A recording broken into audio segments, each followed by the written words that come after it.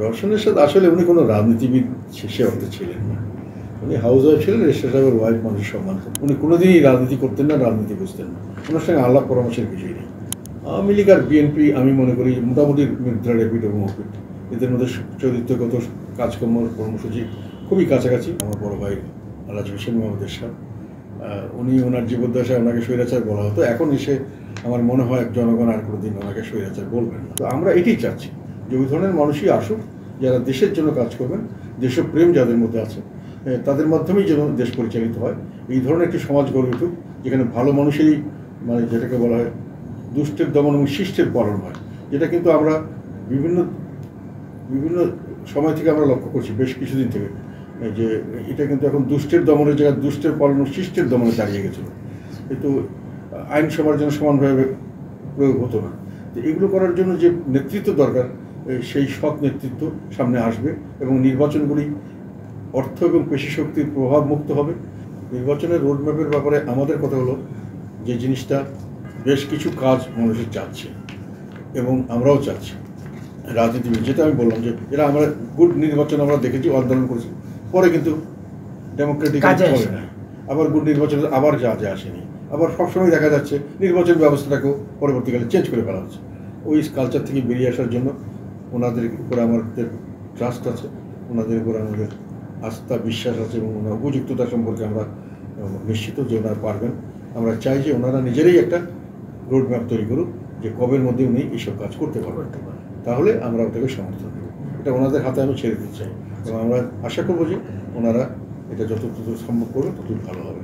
মানুষ একটা টার্গেট বুঝতে পারবে, সেইভাবে অগ্রসর হবে সবাই। রওশনের সাথে আসলে উনি কোনো রাজনীতিবিদ সে অর্থে ছিলেন না। উনি হাউস ওয়াইফ ছিলেন, রেজিস্ট্রার সাহেবের ওয়াইফ, মানুষের সম্মান করতে, এই হিসাবেই ওনার বিচরণ রাজনীতি এসছে। আর উনি যখন যেখানে সুবিধা মনে করেছেন সেখানে গেছেন।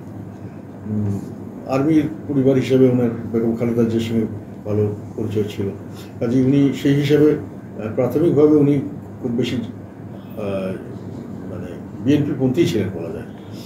পরে যখন ওই মানে আমাদের পার্টির মধ্যে বিএনপিপন্থী উনি ছিলেন, আমি কিছুটা আওয়ামীপন্থী ছিলাম, আমি কিছুটা হয়তো আদর্শগতভাবে কিছুটা লেফটিস্ট, মানে লেফট ওরিয়েন্টেড মানুষ ছোটোবেলা থেকে একটু হতে পারে।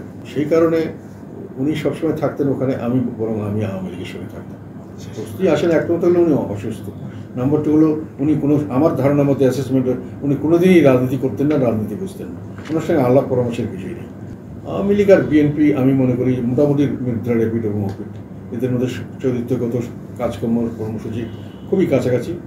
জামাত ধর্মভিত্তিক একটা ক্যাডার ভিত্তিক দল, এদের খুব ডিসিপ্লিন এবং ওদের যেটা আদর্শ তারা মনে করে সেটাকে তারা অন্তরে ধারণ করে এবং সেটার জন্য তারা একেবারেই মানে ধরো সর্বাত্মকভাবেই সেটার সমর্থনে তারা এগিয়ে আসবে সর্বশক্তি দিয়ে। এই দলের পার্থক্য, ওরা আদর্শ বেশ দল এবং আদর্শকে তারা বড় বড় ধারণ করে। এগুলো দল কর্মসূচি ভিত্তিক দল এবং মোটামুটি দুটো দল কাছাকাছি, স্বভাব চরিত্র কাছাকাছি। আমাদের নেতা এবং আমার বড় ভাই আলহাজ হোসেন মোহাম্মদ এরশাদ, উনি ওনার জীবদ্দশায় ওনাকে স্বৈরাচার বলা হতো। এখন এসে আমার মনে হয় জনগণ আর কোনোদিন ওনাকে স্বৈরাচার বলবেন না। উনি স্বৈরাচার ছিলেন না। উনি যতদিন কাজ করেছেন সব জনগণের পক্ষে কাজ করেছেন, জনগণের মতামতের ভিত্তিতে করেছেন। বলা যায় বেশিরভাগ কাজই উনি জনগণ যেটা চায়নি সেটা উনি করেননি, যদিও ওনার কাছে মনে হয়েছিল যে করা ভালো, তারপরেও জনগণের মতামতকে উনি তোয়াক্কা করছেন। সেইভাবে উনি সবচেয়ে বেশি গণতান্ত্রিক মনে ছিল বলে আমি বিশ্বাস করি। ওনার শুধু ক্ষমতা আসাটা স্বাভাবিক প্রক্রিয়া আসেনের জন্যই অনেকভাবে ওনাকে লাঞ্ছিত করার চেষ্টা করা হয়েছে, কিন্তু সত্যিকার অর্থে জনগণের কাছে কিন্তু উনি সবসময় নন্দিত ছিলেন, কোনো সময় নিন্দিত ছিলেন না। ওনাকে যখন জেলে রেখেছে তখনও উনি নির্বাচনে জয়লাভ করেছেন 5টি আসনে, পরের বার জেলের থেকে আবার নির্বাচিত হয়েছে, পরে যখন বেরিয়ে আসছেন যেখান থেকে যখন দাঁড়িয়েছেন নির্বাচিত হয়েছে। এবং ওনার যখনই কোনো শারীরিক অসুস্থ হয়েছে সারা দেশবাসী ওনার জন্য দোয়া করেছে, সারা দেশের সমস্ত জায়গায় ওনার জন্য মানুষের চোখের পানি ফেলেছে। আর উনি যখন মারা গেছেন তখন তো অভূতপূর্ব উদ্দেশ্য। আমার জীবদ্দশা আমি এরকম দেখিনি। 4টি আমরা নামাজের জানাজার আয়োজন করছিলাম, এত বড় লোক সমাগম, শেষটা হলো আপনার রংপুরে। সেখানে রংপুরের লোকেরা বলেছে যে আমাদের আশেপাশের লোক যারা এসছে তারা বললো যে আমরা এত বড় জনসমাগম আমাদের জীবনের দশায় কোনো সময় কেউ দেখে। প্রভাব ফেলবে কিনা সেটা তো আমি বলতে পারবো না, সেটা জনগণ বলতে পারবে।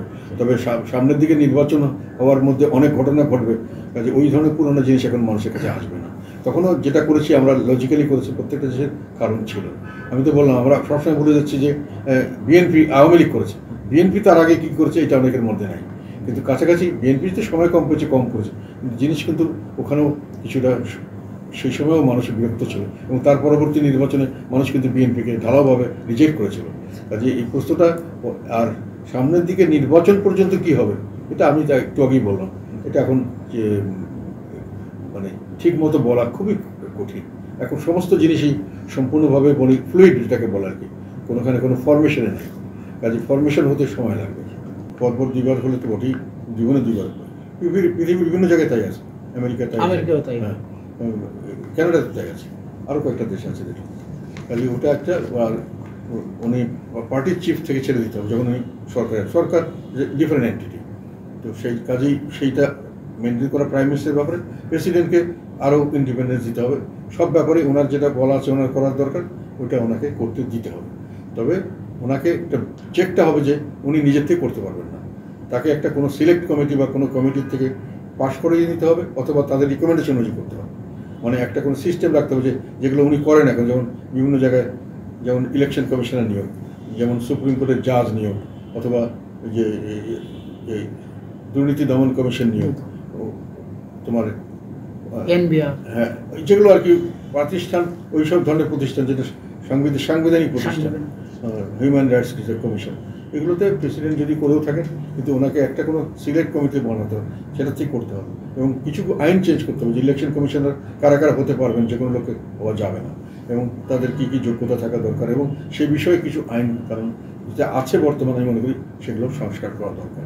তো ইলেকশন ব্যবস্থা করে, আর ইলেকশন ব্যবস্থা আমি যেটা সাজেস্ট করেছি সেটা হলো, যেহেতু ইলেকশন ব্যবস্থাটা আমাদের এখন করার পরে ঠিক হলো কিনা এটা দেখার সুযোগ আছে, যেমন লোকাল গভর্নমেন্ট ইলেকশন, যেগুলো উপজেলা ইলেকশন অথবা সিটি কর্পোরেশন, এগুলো যদি ভেঙে দেওয়া হয়েছে, এগুলোকে ইলেকশন করতে হবে সামনে।